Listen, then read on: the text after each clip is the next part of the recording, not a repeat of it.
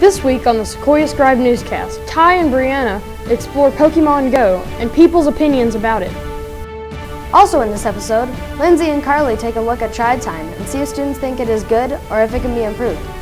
And in our sports segment, Ryan and I take a look at the rumors surrounding indoor soccer. All this and more coming up in this week's episode of SSN.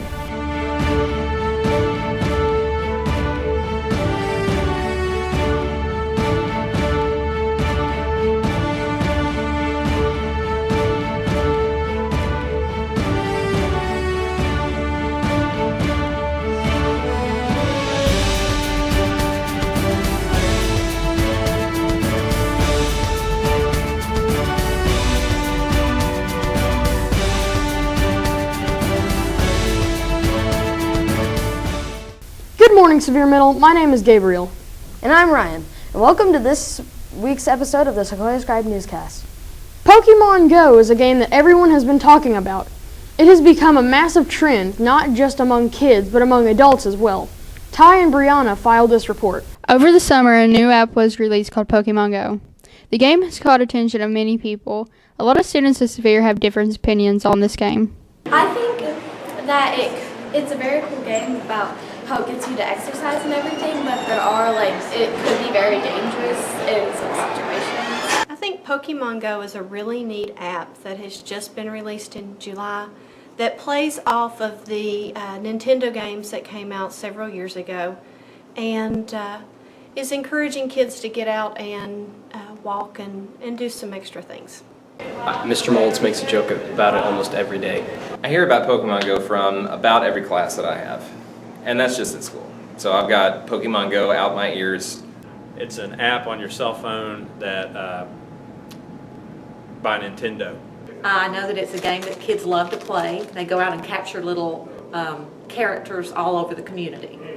I have heard that it is a very dangerous thing to do. So far, Pokemon Go has an income of $200 million from players downloading the app and buying in-app purchases. People have been playing for many reasons. I've heard rumors there. I wouldn't mind playing it as much as I advise it. It's fun because, you get to walk around, do stuff, and see what you can get. It makes it fun to go outside. I think if it's used in moderation like anything, it's good for kids to get outside, and they seem to be having a lot of fun with it. So yeah, I think I would. Well, I mean, it gives me something else to do besides having to grade papers all the time, and plus I think it's going to be an Olympic sport next time around, so Pokemon Go 2020. I think it's probably used appropriately. It's probably wonderful. Get you outside, do some things, but just don't walk in front of any cars. I've never played it myself, so I'm not a good judge as to whether it's fun or not, but I think the people that play it have a lot of fun.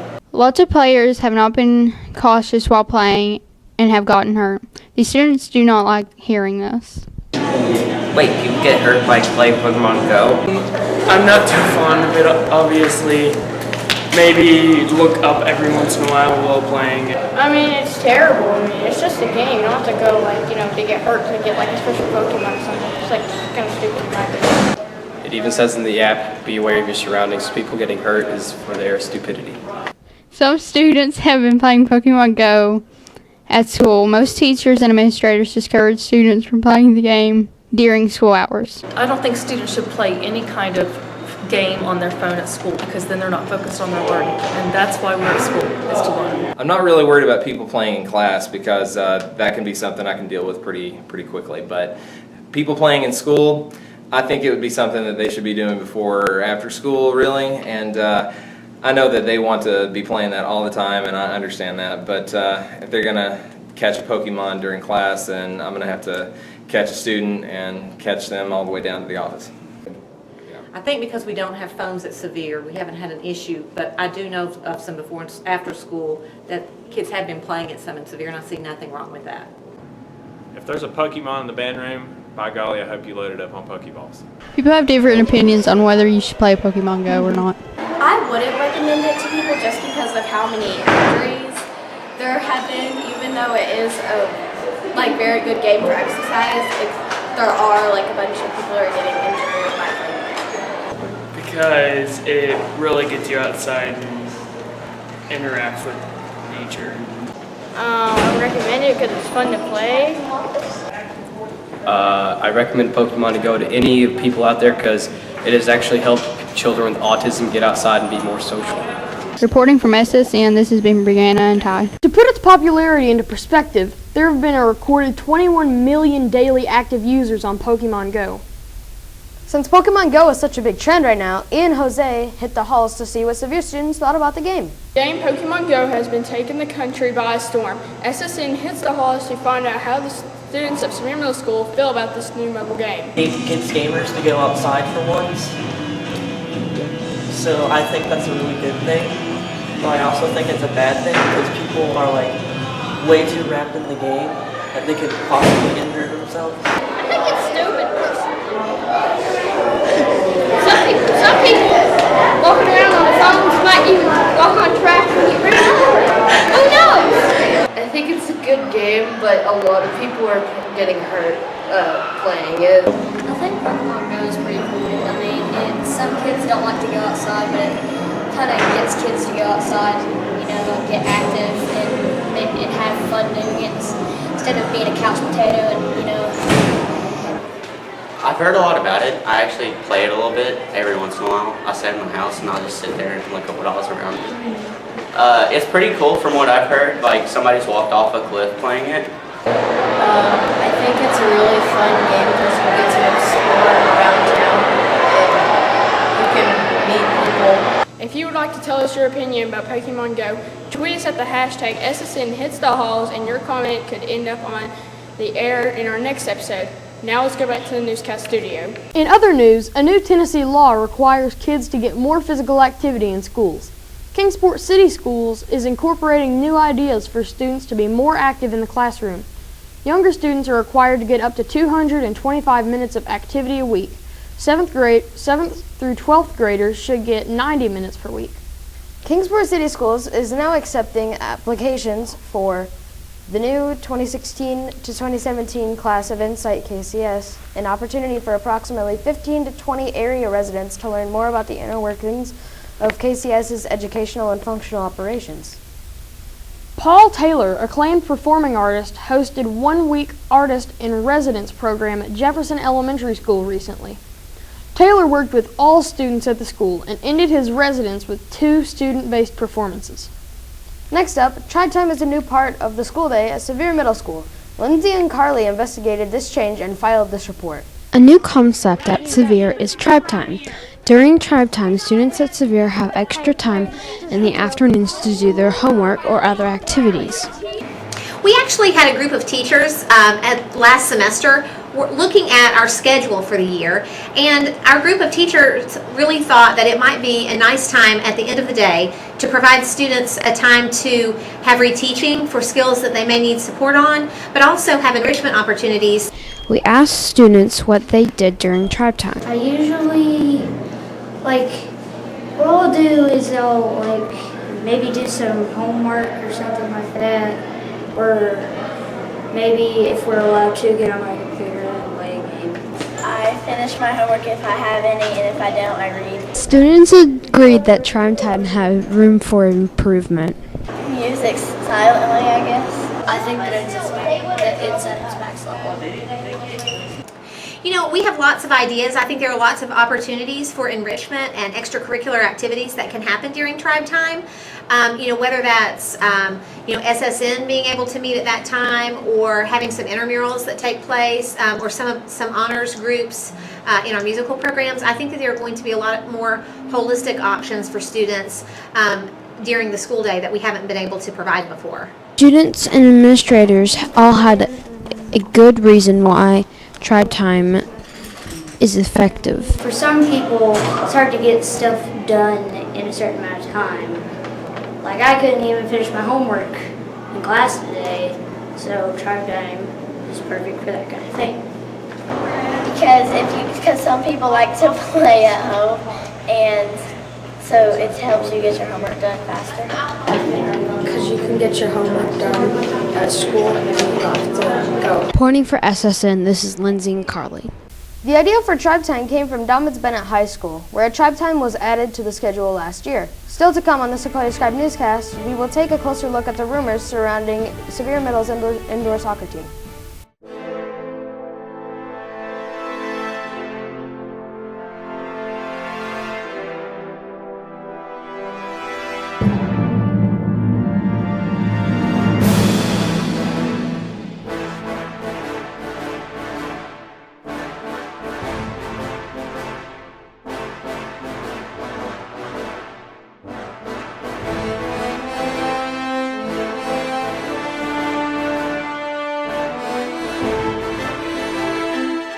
Summer has been hot and rainy in Kingsport this year.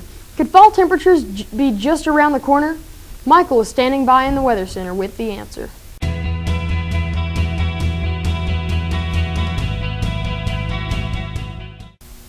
Fall leaves and colder temperatures should just be right around the corner. What can we expect from the weather this week? Good morning, my name is Michael. Monday, we'll start the week with sunshine and near high 89 degrees. At night, it will be mostly clear with a low of 59 degrees. On Tuesday, it will be all sunny day. The high will be 91 degrees. The low will be 63 degrees. On Wednesday, it will be mostly sunny. The high will be 92 degrees, and at night, the skies will be clear and with a low of 66 degrees. On Thursday, it will be all sunny day. The high will be 93 degrees with a low around 68 degrees. At night, it will be overcast with a 75% chance of rain. Friday will mostly be sunny with a 0% chance of rain. The high will be around 93 degrees and the low will be 67 degrees. That's it for this week's weather report. Now let's get back to the newscast studio. With the season changing from summer to fall, Sevier's fall sports season is in full swing. Zody is standing by with the sports report.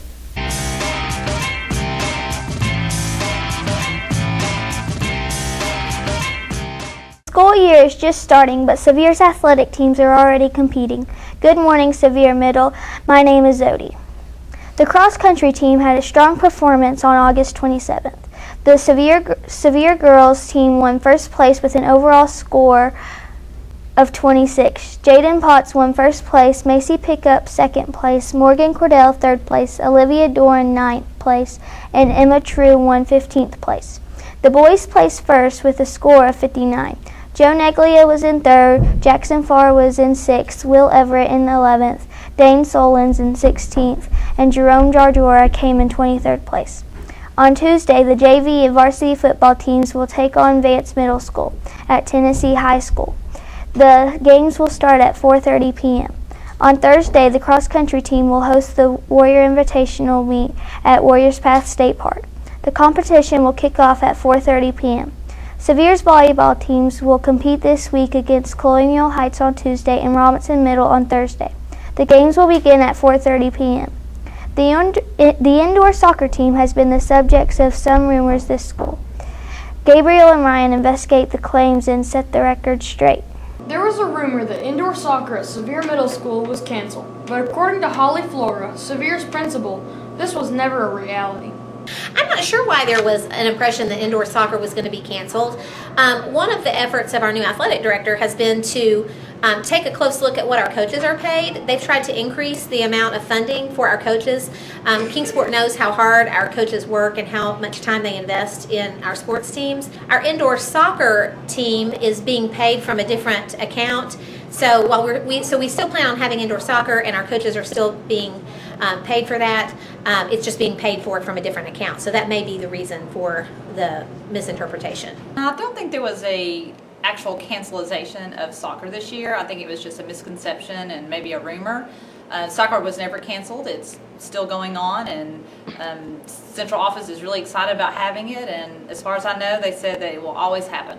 Most students have varied opinions about indoor soccer, but the fact that it is fun seems to be a common belief. It's really fun and it's a good way to spend time after school with friends. I think indoor soccer is really fun.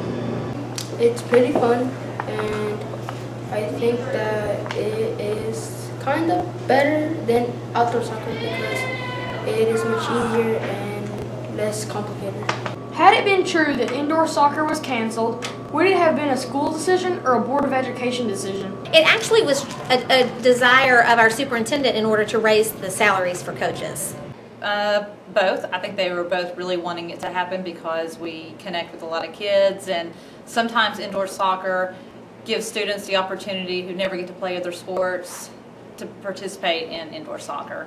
Many students plan on playing indoor soccer this year again. Most of them have played it before. Yes. Yes. Yeah, I'll join indoor soccer. Several members of Sevier's community would enjoy having an outdoor soccer team. You know, I asked that question when I became principal of Sevier. It took a few months for me to realize we didn't have an outdoor soccer team. From what I hear, there's a large number of students who participate in club soccer teams in Kingsport, and so it's just difficult for students to be able to participate in both, given the amount of time that students have to spend in club soccer. Sevier or Robinson, we do not have an outdoors soccer because we do not have fields. So we just go to indoor soccer. And also our FC Dallas program, our travel soccer program is really good. And if students are really serious about playing soccer at the next level at the high school, they usually participate in that rec league. Indoor soccer is a sport for anyone, but the favorite part differs from person to person. It's easier and it's not that complicated, and it's like less an attacking sport instead of like outdoor soccer. Probably just spending time with my friends and getting to score goals. I just like the fact that almost anything goes, and it brings a lot more fun to the game because you can just keep going without stopping. Reporting for SSN, this has been Gabriel and Ryan. That's it for this week's sports report. Let's go back to the newscast studio. Today's Yo Did You Know is about Pokemon. Yo, did you know? What was the name of the first villain in the first Pokemon movie? Is it A, Jigglypuff, B, Mew, C, Gyarados, or D, Mewtwo? Let's put 5 seconds on the clock. Good luck.